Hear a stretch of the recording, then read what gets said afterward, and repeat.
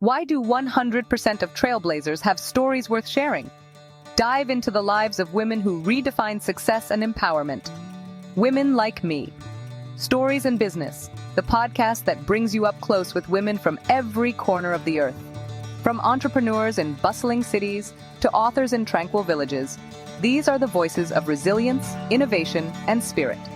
Join Julie Fairhurst as she explores the diverse experiences that shape their lives, offering insights and inspiration. Whether you're on your morning commute or a late-night listener, tune in and be inspired by the power of women's stories. Now here is your host, Julie Fairhurst. Well, hello, everybody, and welcome to Conversations with Women Like Me. I'm Julie Fairhurst. I'm the founder of the book program, and today I'm here with one of our newest writers, Tracy Dionne. Tracy has written in our new book, which I don't even have yet. I have to look at her bio just with papers because it's not out yet. But the book is Women Like Me, Reclaiming Our Power. And I'm telling you, the stories in this book are phenomenal. So it's hopefully going to be out soon. So stay tuned. But if you're watching this video or listening to this podcast and the book's already out, you should grab it because it is really, really good. So Tracy, thank you so much for being willing to be here and have a conversation with me.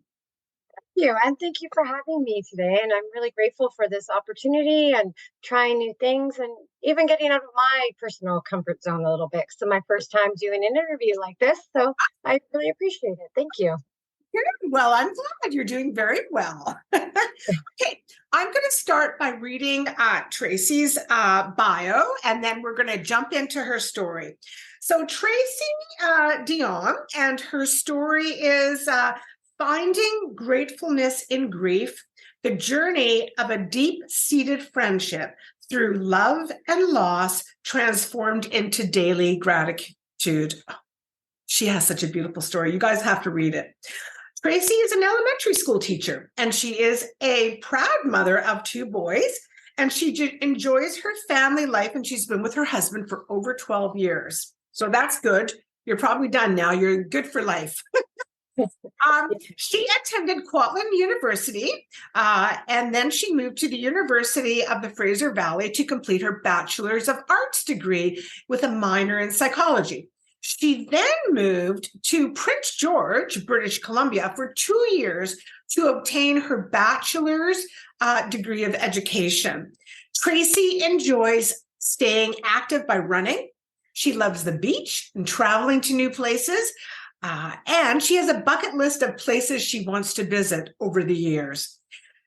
She recently attended a paint and sip night. Now, were you sipping wine? No, actually, I didn't even have a drink that night, I just painted with my girlfriend. And that's like, we just got too busy chatting. We didn't even get a drink. No sipping. And now she enjoys painting with acrylic paints in her free time. Tracy loves to explore nature, spending time on the water in the summer boating, kayaking, and paddleboarding. So, wow, you've got quite a full life. Hey, so where do you want to visit? What's on your bucket list to go visit? Thank you. Well, Hawaii still. I'm not going to let COVID win. We had that trip all planned, and then COVID hit, and a week before we were supposed to go, my husband and I and the boys, unfortunately, like the rest of the world, we didn't get to go to Hawaii, but Hawaii, Iceland, Belize, Iceland. Oh, we have a right Italy, Iceland. Yeah, Oh. It's been on my list. I love Italian food, like pizza, pasta, that kind of stuff. I can't wait to go see Italy and see some of the history and the art museums and try the food. That's also on my list when my boys get a bit older. Disneyland with the boys when they're tall enough to go on every ride. Yeah. That's a bucket list too. Yeah, yeah. Oh, good. Oh, Iceland. Because that's a little bit like, wouldn't hear too many people say, oh, on my bucket list is Iceland. Oh my goodness, I can't wait. And my husband, we Googled it, we looked at pictures. It has so many beautiful waterfalls and everything. Yeah. And they have so much stuff that's ahead in global warming as well. There's a lot of different things to see there. So we're like, oh, we got to put that on our bucket list. So Oh, wow. for sure. Nice, nice. Okay, well, those are all good places to go to for sure. Okay, so let me ask you, Trace, why did you want to write in the book? What made you want to do that? You know what? I wanted to write in the book for a couple of reasons. One, I found that, I found through the process of writing, it helped healing. And the other reason I really wanted to write in the book was to help other people. Like, I'm just hoping that there's something in there, something that I've said, or something that they connect with, whether it's me or my girlfriend Janine in there. Maybe that people can relate more to what she was going through at the time. And I'm just really hoping that we can help people, like when they are going through all these big emotions and hard times in life. And I really do think that the grief itself is an emotion that a lot of people have a hard time with, struggling with, because it happens so quickly, it happens so fast. It can be very traumatic, especially when it's out of the norm. When like someone's 97, where it's sad, but we know they've had that really good long life, versus younger people, or when you see the changes happen and progress quickly. So I'm really hoping that my story will just help people. Oh, well, you are so right. Grief, people sometimes don't know what to do with it. No. No, it's one of those um, emotions that just lingers. Yeah. Did you have a hard time writing? Um, yeah, and some parts I did.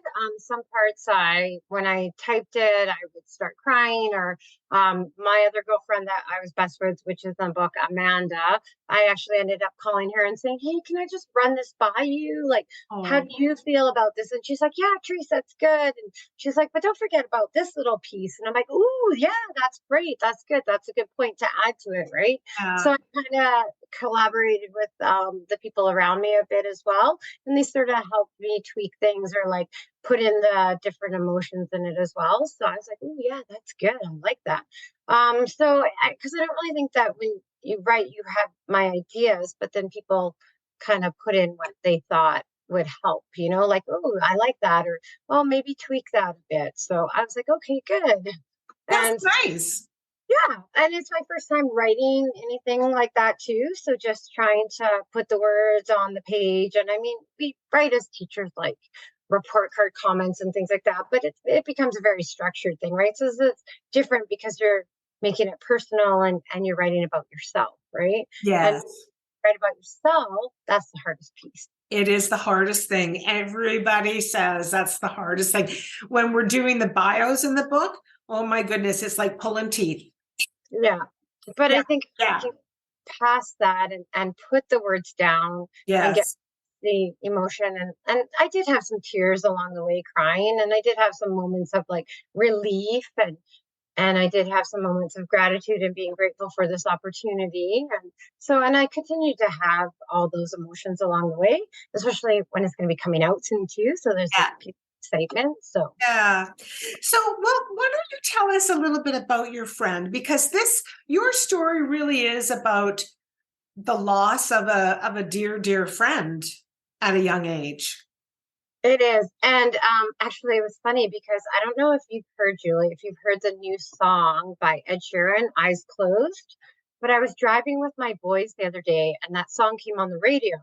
And the song is about him losing his young friend when he was in his 30s, right? But there was a line in there. And when I was driving with my boys, I just started crying. But I'm like, oh my goodness, that is so true. So he says in the song, "It hit me so hard. Oh, how could it be this heavy?" And I thought, you know what? Good for him. Good for him braving and writing a song about how hard and how heavy it is when it just hits. And I thought, and I was driving and I'm bawling and I'm crying and I'm like, but it's so true. It's that heaviness that you don't know what to do with, that emptiness, yeah. And I wanted to write to know, and like other people around you don't know what to say either. Like their emotions are high too, because they're like, I don't know how to help, or what can I say, or what can I Yeah. do? And Yeah. I'm like, there's nothing. It just, it's the journey that happened, and it just happened quickly. And it Mm. was short, which, in some ways I'm grateful for, because she didn't suffer for months or years or go through all these kind of long treatment things. Um, but unfortunately, it being so quick kind of leaves you with like, okay, did I say everything I wanted to say? Did I tell her everything I wanted? Did she know? And at the end of the day, she did.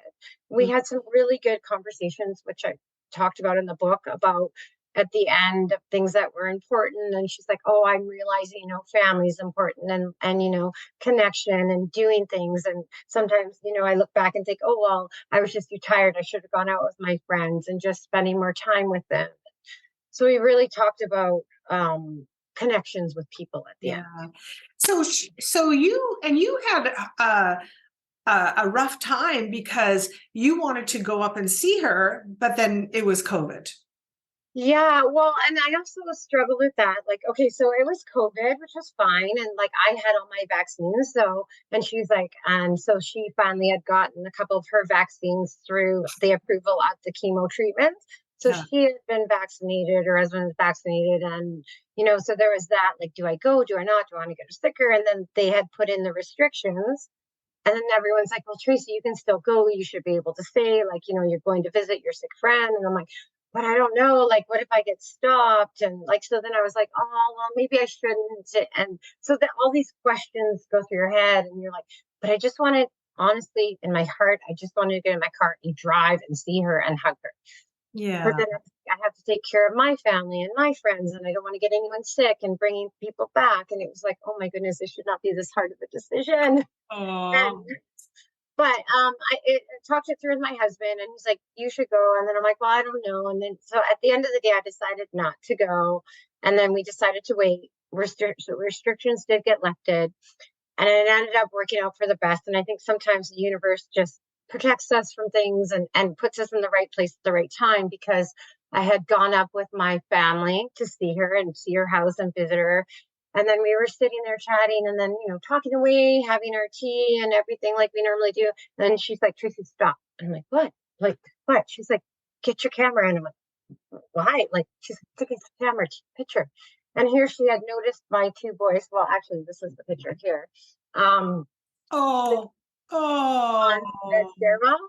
And she's like, take it. And I was like, oh, like, I didn't think anything of it. I see my kids all the time, they do Oh.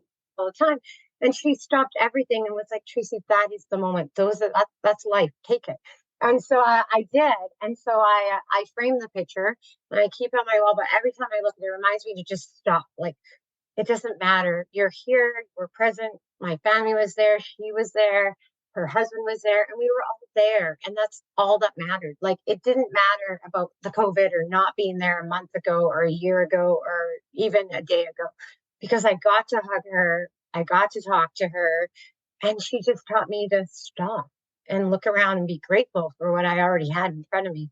So Yeah. I have that picture, and I have it framed, and every day I think, okay, right. If I get overwhelmed, just stop. It's good. They're here. Your boys are growing. They're happy. You're happy. You got your friends. You got your family.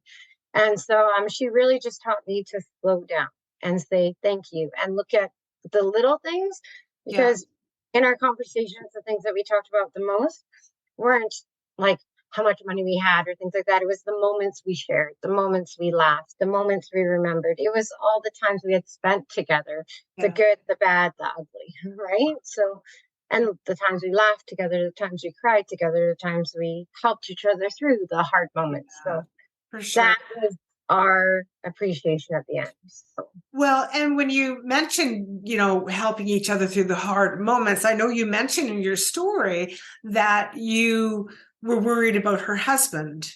Yes. And yes, because I'm like, how's your husband doing? And she's like, Tracy, thank you so much for asking. I'm like, can I have his number? I want to talk. I just want to make sure he's okay. And she's like, please do. He's struggling, and, it's hard on him. And then like, she couldn't really help, like she could and she couldn't. So I was like, okay, I'll talk to him. And so I had phoned him and talked to him, and we had a good cry together, because he said, Tracy, it's just so hard to come home to my house that's so, because they had just moved to that place not long before all this happened too. So they had just moved into this new place, and she had just decorated it and got beautiful pillows everywhere, and decorated like beautiful plants everywhere and done all this stuff. And then that happened. They found out, they got the diagnosis and that. And so he was just really struggling going home. And he was telling me how hard that is. I couldn't even imagine going and then, oh, but I want my wife to be here with me. I want my friend to be here with me, right? So, Yeah. and those moments are hard. And just sometimes even saying the right things to the people at the right time. But we really did have to take care of everyone. Like her parents, her sister, her brothers, her husband, our friends circle, because a lot of us have been close friends for over 20 years. So there's like a group of us that have kind of grown up together, gone to weddings together, seen each other through all the changes, seen each other raise kids and have kids. And so just, we really had to, I really learned we have to be there for everybody. Like everyone was going through something. And Yes. are you okay? Are you okay? No, I'm not okay. I'm really sad. Yeah. And people listen. It sounds like a really supportive group. Yes, I'm very lucky that way, very blessed. And I just, when I talk to other people, they're like, oh, no one ever asked me if I was okay, or nobody checked in with me. And I'm like, nobody even took a moment to say, how are you? Or are you doing, how do you feel about things? So I really wish that maybe we can change that piece, like, and focus on everybody in the circle. No, absolutely, you're right. And I think that everyone is so focused on the person who's ill and dying, but there's possibly parents and spouses or children or aunties and uncles and grandmas and best friends, and all of those people are hurting. Yeah. And just sometimes just even listening to them, or just saying, how's it going? Are you okay? What can I do? How can I help? And so a lot of us came together, because my other girlfriend actually got to go up there before I did. And then they went up, and she was having trouble walking. So they went out and like bought her a walker so she could get around her house a bit more. And so like we did all these things because out of love, because we cared, because we wanted to make it easier, more comfortable, better, right? Yes. So and I think that's where the community piece comes in. Like you said, it's really your family, your friends, your community, the people around you, those connections. So if anything, I really think it's those connections you need, your coworkers, your friends, your husband, your everything. You just need people. Yeah. And that's really like she said, it's all about the moments of life. And that picture of your boys, I'm so glad that you shared it. It's beautiful. And and that's what it's all about. Absolutely. She's wise. Yes. Those were wise things that she was saying. And I know that you also wrote that after she passed, you started to see feathers. Yeah, well, and that's kind of been the interesting part of it too, because like, so she passed away, and then my husband had gone away with his parents, and they had sent me this thing. They're like, had gone away to Kelowna, and they're like, oh, there's a feather on the doorstep of the hotel. That's Janine. So my husband had sent me a text message and saying, oh, Janine was here, and here's a feather. It means the passing of a loved one. And then while he was away, I kept finding feathers everywhere after that. Like we had one where my boys came running out of their kitchen, and the vacuum was sitting against like the wall in the room. And they're like, Mom, look, come here. And I'm like, what? They're like, Mom, there's a feather hanging off of our vacuum. And there was like this white feather just hanging from the vacuum. And I'm like, oh, well, that's really weird. That is strange, isn't it? And then like I went in, and I'm like, okay, I went and I sat with my son, and I was playing Playmobil with him and in his room, and we're pretending to be like little characters, driving them around, and I had shorts on because it's summer. And then I look down, and there's a feather on my leg, like a little tiny white feather. And I'm like, oh, there's a feather on my leg. How did that get here? And then it would just be like, we'd go places and we'd find them. They would be in the car. They'd be on doorsteps. As I went for runs, they'd be on the sidewalk, on the road. And my son even would find them, and he'd come running up to me, and he's like, Mom, Janine says hi, or Mom, Janine's here. And I'm like, oh, okay.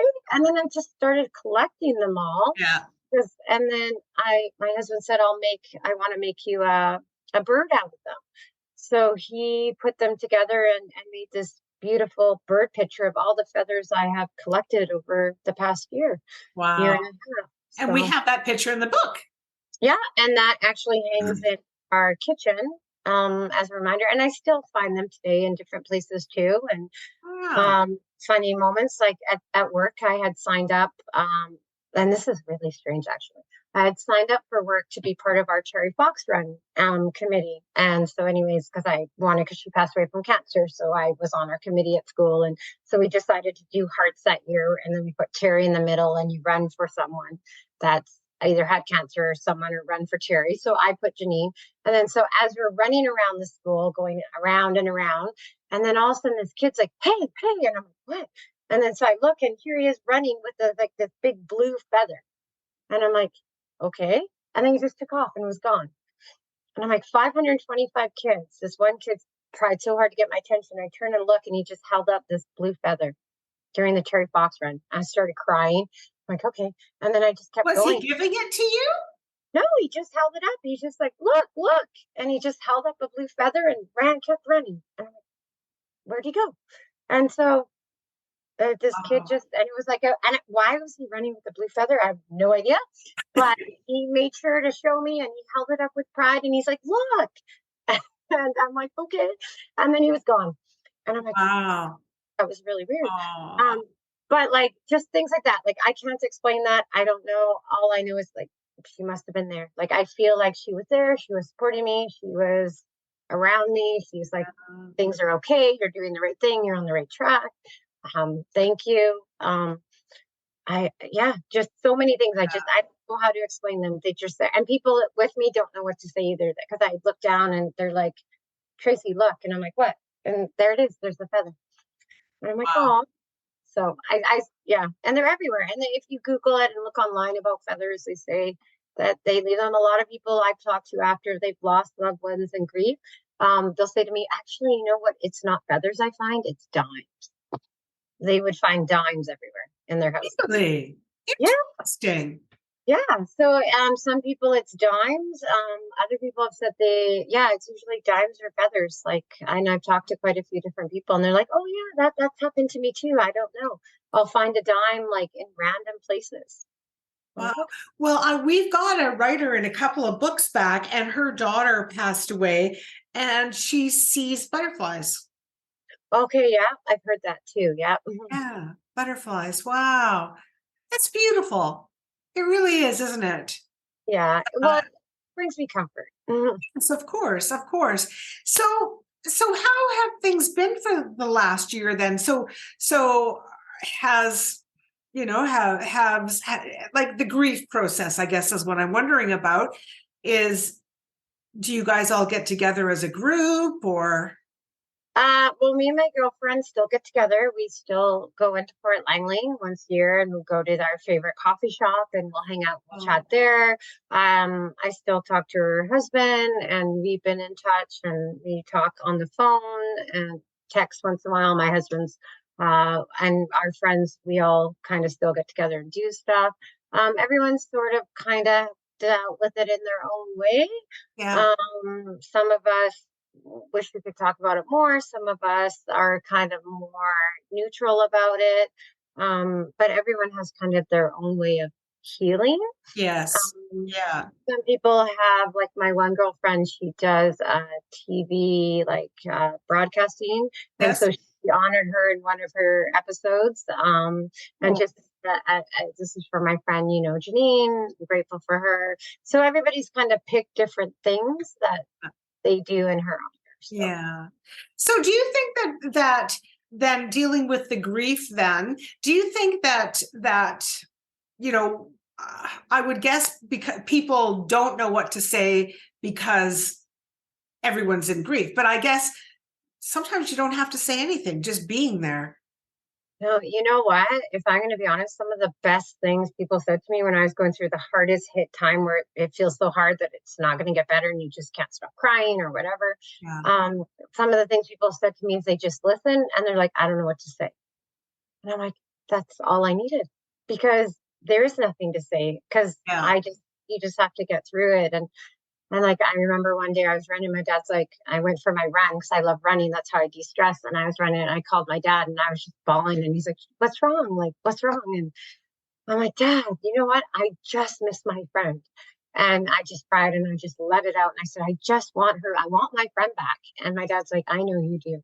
But that's all he had to say. He didn't have to say anything different. He didn't have to do anything different. He just listened. And it was like, I can't fix it, but I can listen. And I was like, thanks.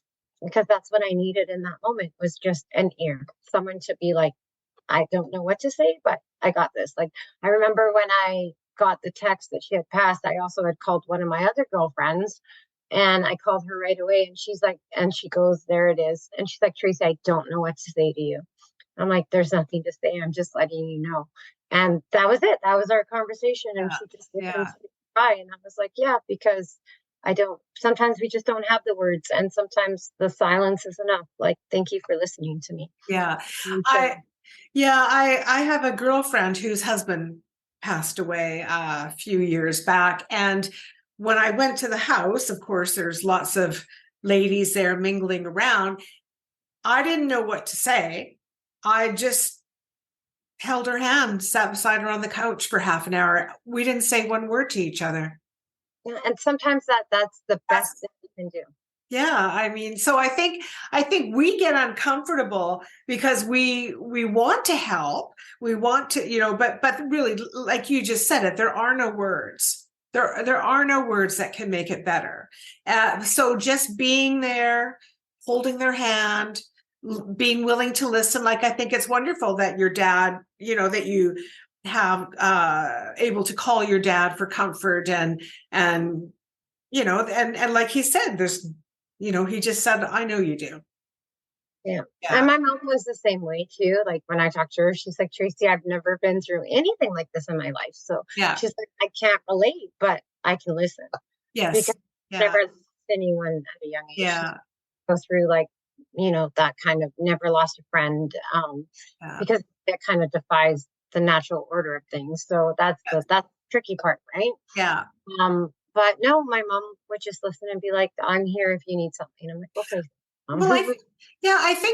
Well, I think that that's one of the things that stops people from comforting other people, is because they don't know what to say. And so they shut down and they're like, oh, well, I can't go over there, or I don't want to call because I don't even know what to say.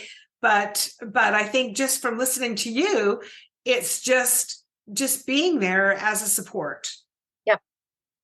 Yeah, definitely. And I would say the people that were there for me in that support, but also just calling other people in their support. Like, sometimes I wouldn't know what to say when I called her husband, but I'd call and he'd pick up and we just start. And sometimes it just falls. Like, you'll say what you need to say as long as you pick up the phone. And if you didn't want to talk, you wouldn't pick up the phone. So, but just trying and giving people opportunity too. Right?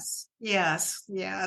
Well, it's very sad, of course, but it's also a very beautiful story. And the way you write it with, such love and respect for your friend. And I love because I think, if I remember correctly, when we were talking about you doing your story, is you got your gratitude from her. Yeah, you know what? Yes, because I remember seeing her like the last time I saw her, and like, that was hard because it had gone to her brain more. So she was really struggling to put thoughts together and say things. And I remember her mom and Amanda being there, and they're like, Tracy, she's just trying to say thank you. She's just trying to say thank you. But she always said thank you. Like, even when I lived with her as a roommate, when we traveled, she was always like, thank you. And I was like, you know what? If I can do that too. If she couldn't say the words, I can thank you for bringing me a cup of coffee. I can thank you for helping me. I can thank you for listening to me.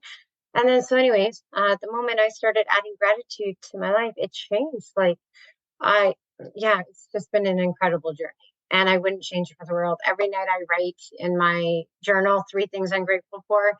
some days they're really big. Some days I'm like, oh, they're little, like, okay, my friends, my family, my house. And other days they're like, oh, I'm so grateful. My colleague, I spilled my coffee. She not only helped me clean it up, but she brought me a brand new cup of coffee. Oh, Or yes. sometimes they're big things. Like my son made me breakfast the other morning, and that was, Yeah. I was grateful for, even though it's just peanut butter toast, but she took time to think about me and make me breakfast. Yeah. So trying to just think and be positive, and so Yes. really helped me. I believe that gratitude, when people really bring gratitude into their life and they are grateful, their lives change. Oh, absolutely. You can't have all that gratitude and not have life-changing positiveness in your life. Yeah. And I absolutely agree with you. Just even that moment of practicing it and being grateful, because it's pretty hard to be really angry when all of a sudden you're grateful about things, or you're like, okay, well, I have my health, I can get a good meal. And then all of a sudden you're like, okay, I'm not grumpy and mad. Yeah. Because Yeah. you break it down, right? You Yeah. shift thinking and mindset, right? So Yes, yes. Oh. Well, Tracy, thank you so much for being willing to do this. And thank you for writing in the book and then doing this little interview with me as well. I really appreciate it. And I hope that anyone who has the privilege of listening to this will understand that, first of all, if they're in an experience where someone has passed or they're ill, that you don't need to know what to do. Just go and be there. And then, of course, the other thing is being grateful for the little things, yep. and just and like you say, you weren't talking about money and business, and you were talking about connections and people and love and happiness, and that's really what it's all about. We get so caught up in our everyday stuff that sometimes we forget what really, really is important. And I think that your story and you doing this today has certainly helped me anyway to remember what's important. So I appreciate that. Thank you very much. Well, thank you, Julie. I am really grateful for this opportunity. And like I said, my first time trying new things. And I noticed you have a grateful heart sign in your back there, which I love. Oh, yes, I do. I saw that. I'm like, yeah, I love that. So Yeah. I just really try to appreciate, and I just really want to help people. So if they are people struggling, or there are people going through a hard time, just let them know it's okay. It's okay not to be okay. And I just Yes. want people to know, and we sometimes forget that we always think that if people aren't in this emotional state, like we have Jody Cardigan, she's a psychologist that we study at work, and she's wrote some books about feeling seen and stuff. And she really talks about how we get uncomfortable around people when they're not like in that emotional box that we think they should be in. When Yes. they get erratic or whatever, right? And then now we're uncomfortable, but we need to sit with our uncomfortable emotions sometimes. And Oh, absolutely. So important. Absolutely. Yes. It's we're afraid sometimes to feel. yeah. And I think it's changing, and I can see people in the world changing it. I can see different people coming out and talking about it more. There's more music coming out about it now. There's more speakers coming out about it now. Yeah. There's more people talking about it, which I think is going to make a big difference. Oh, absolutely. I agree. Well, Tracy, thank you so much for doing this. Again, I appreciate you greatly. And people, the book, Women Like Me, Reclaiming Our Power. So I hope that when the book's out, you all are going to grab it. And there will be in this video, and also the podcast link, I'm going to have some information. Just Tracy's bio will be in there, and I think we've got how you can reach her there as well. I was just double checking. So her email is there. If you have something that you want to share with her, or a question that she can help you in any way, don't hesitate to reach out. And so all of that information will be there for you. So once again, Tracy, thank you so much for doing this, and we will chat with you again soon. All right. Thank you. Have a lovely evening. Thank you. Bye. Bye. Why do so many of our listeners come back? because every story shared here sparks a light within. Your presence and time mean the world to us as we build a community brimming with inspiration and empowerment. Each episode, we dive into stories that resonate, celebrate achievements, and tackle challenges, all while fostering a supportive network. Remember, you're not just a listener, you're part of our community. Can't wait to have you back for more stories that inspire. Until next time, keep thriving and supporting one another.